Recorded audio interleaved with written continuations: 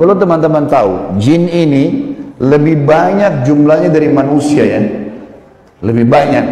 Iblis tadi yang kita sedang bahas, salah satu dari golongan jin. Jadi ada jin-jin yang lain. Allah ceritakan dalam surah jin, khusus surah nomor 72 bicara masalah itu. 18 ayat pertama, itu Allah menceritakan tentang masalah adanya jin-jin beriman. Jadi di alam jin ada jihad, ada dakwah. Tetapi kepada syaitan, dan syaitan ini golongan fasik dan golongan kafir dari jin. Ada jin mukmin, ada jin fasik, ada jin kafir, sama manusia. Ada manusia beriman, ini yang beriman manusia, dan jin yang beriman tidak akan interaksi. Kalau golongan fasik dari manusia dan golongan kafir, fasik maksudnya muslim tapi masih banyak dosanya. Di alam jin juga ada jin fasik, muslim tapi banyak dosanya, dan ada kafir. Di alam jin, fasik sama kafir ini namanya syaitan. Jadi semua syaitan pasti jin, tidak semua jin itu syaitan. Bisa ditangkap ini ya? Oke. Ini pemahamannya. Nah, syaitan ini dipimpin oleh iblis. Jadi iblis bukan raja jin, tapi raja syaitan. Teman-teman sekalian, semua syaitan kita disuruh jadikan musuh. Kalau datang, diusir. Kalau kita ganggu syaitan, atau syaitan ganggu kita, kalau kita diganggu oleh syaitan, maaf, bahasanya gini, kalau kita diganggu oleh syaitan, tadi saya keliru ucapinnya. Kalau kita diganggu oleh syaitan, kita harus usir. A'udzu billahi minasyaitonir rajim. Mulai ada malas ibadah, mau buat dosa, mau buat zina, a'udzubillahi minasyaitonir. Syaitan lagi datang nih godain. Saya berlindung kepada Allah dari syaitan yang rajim. Rajim itu dirajam, teman-teman. Jadi kalau bahasa Indonesia terjemahan terkutuk itu sebenarnya kurang tepat itu. Tepatnya rajim itu adalah dirajam.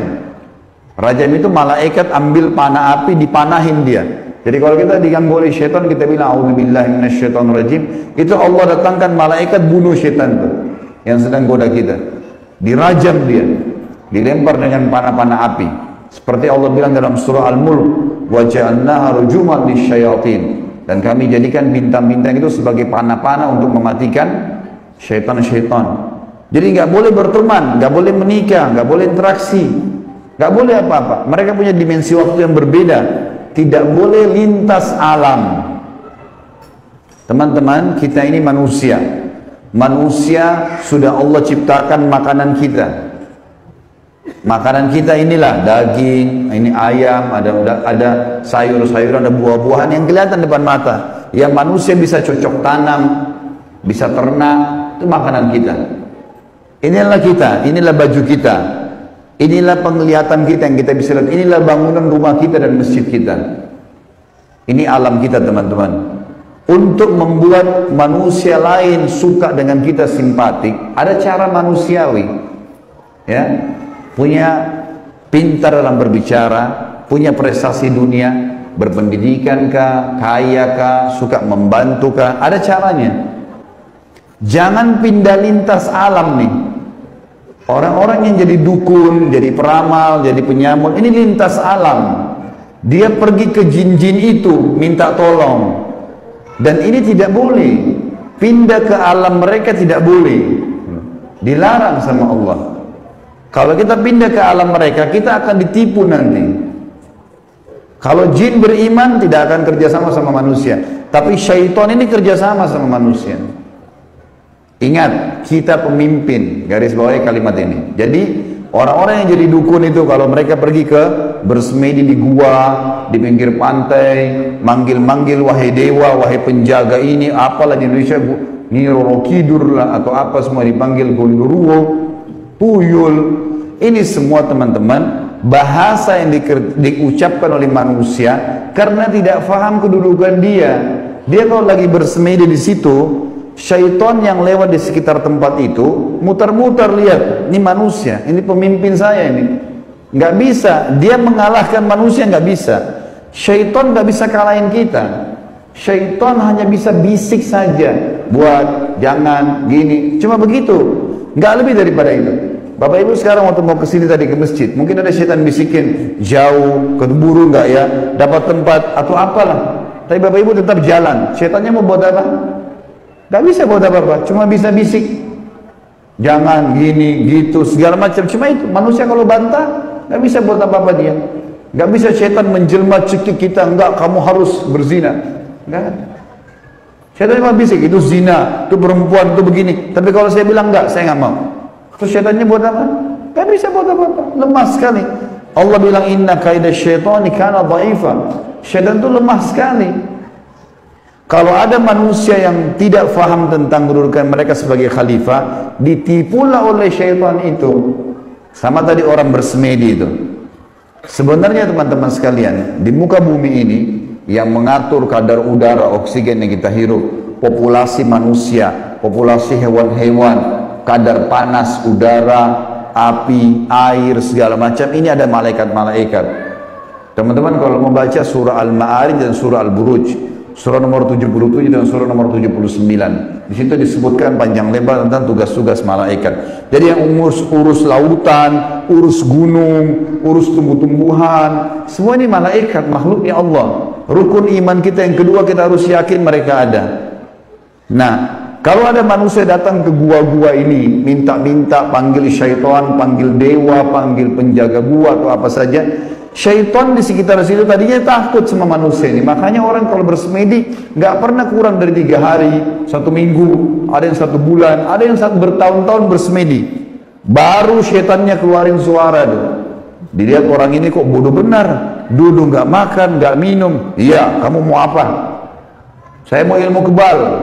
Lihat, perhatikan syaitan tipu dia.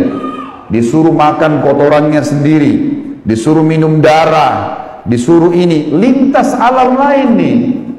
Manusia tidak mungkin mau minum darah. Fitrahnya kita nggak suka itu. Alam kita beda, kita nggak boleh makan itu memang. Allah buat kita nggak suka itu. Syaitan suka dengan bau-bau busuk, bau kotoran.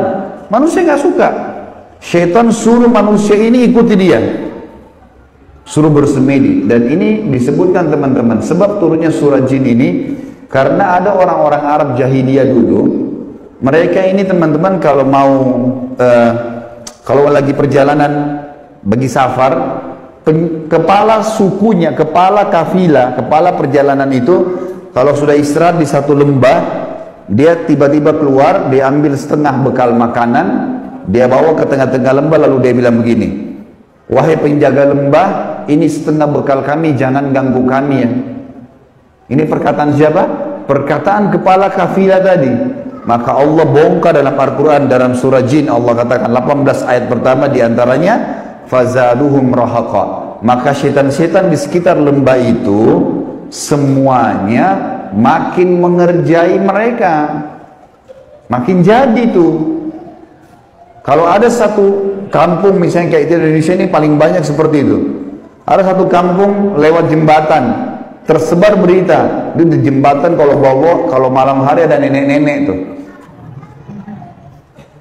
Setan tunggangi itu isu. Kalau ada orang takut, makin jadi, makin kelihatan. Yang lihat hanya orang yang takut saja. Orang yang tidak takut tidak bakal lihat, tidak bakal kelihatan. Tentu teman-teman sekalian, kita ini sampai azan isya, sholat isya dulu baru kemudian kita lanjutkan materinya. Teman-teman sekalian, kalau ada satu rumah orang bunuh diri di situ, orang bunuh diri. Kalau kita lewat pagarnya rumah orang itu 10 meter, kita lewat 1 meter pertama, 2 meter pertama, semua syaitan di sekitar rumah itu bisikin kita. Itu yang bunuh diri perempuan, rambutnya panjang, matanya belalak, keluar darah dari hidungnya. Terus, sebelum antum ini, anda ini ngelewatan 10 meter pagar itu, dia takut-takutin. Kalau kita takut di 5 meter misalnya, balik ke sana kita lihat benar tuh. Perempuan yang gantung diri itu kita lihat, padahal sebenarnya tidak ada. Itu permainan syaitan di sekitar rumah itu. Ini saya bongkar kedoknya biar Bapak Ibu tahu. Jadi syaitan kalau ada di sini marah sama saya, biarin aja dia marah. Karena emang dia begitu kerjain manusia. Dia kerjain manusia. Kalau ada teman kita jalan tanya, kamu takut gak? Kamu lihat gak? Dia bilang enggak, karena dia tidak takut. Kalau dia takut, dia bayangkan nenek-nenek misalnya, dia lihat nenek-nenek di sana. Jadi orang makin benar, makin tahu tauhid ini, makin tahu kisah awal Nabi Adam, musuh kita syaitan, Allah bilang syaitan itu lemah, tidak bisa buat apa-apa. Ini semua teman-teman sekalian akan membuat seseorang di antara kita jadi kokoh. Jadi tidak mudah tergoda oleh syaitan. Dan ini makna daripada hadis Nabi SAW. Hai Ibnu Khattab, Umar bin Khattab, kalau kau lewat di sebuah lembah, syaitan tahu kau lewat di lembah itu, dia cari lembah lain. Padahal Umar nggak pernah lihat syaitan itu. Syaitan yang lihat Umar. Kok bisa syaitannya takut? Karena tahu kalau Umar ini sudah tahu sedikit ada gangguan syaitan, langsung Umar baca A'udzubillahi minasyaitonirrajim. Berarti Allah utus malaikat bunuh dia. Orang-orang yang takut saja, yang belum faham, baru kemudian dikerjai oleh syaitan itu. Seperti itulah pemahamannya.